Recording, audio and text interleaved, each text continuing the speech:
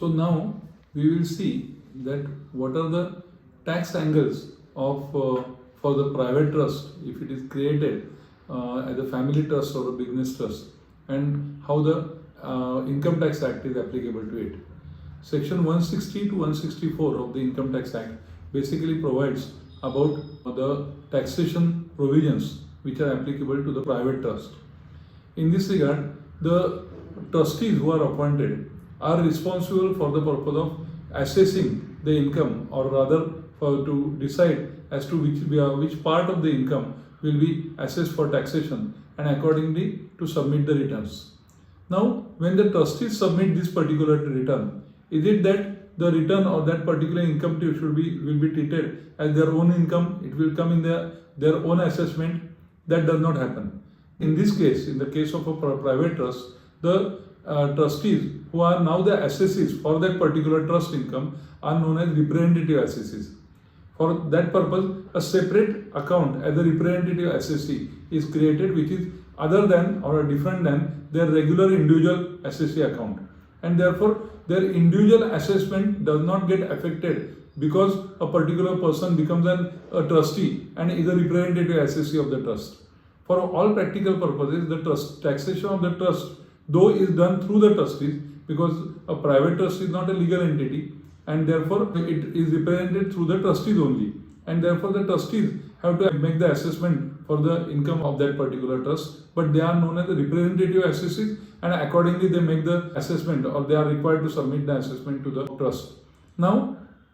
for the purpose of assessment of the income of a private trust, the relevant income, the concept of relevant income is essential. The relevant income is that whatever expenditure, whatever other things, salaries and all, they are after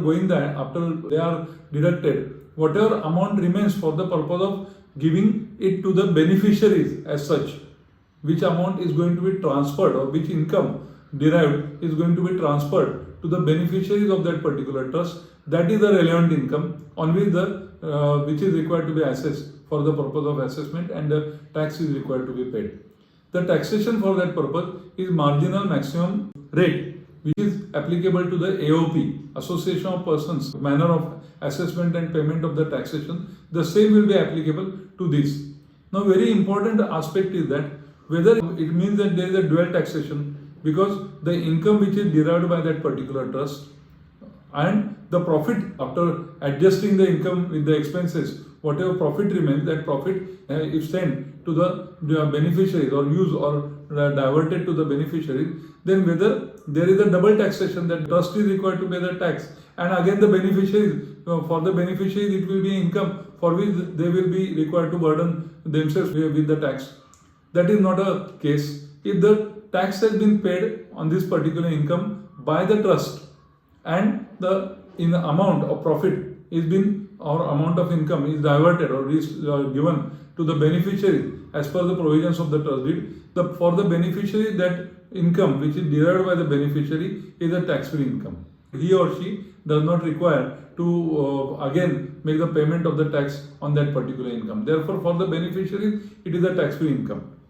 Now, many times a question is asked, if the income is derived and the trust deed says that out of the income 1/4 amount goes to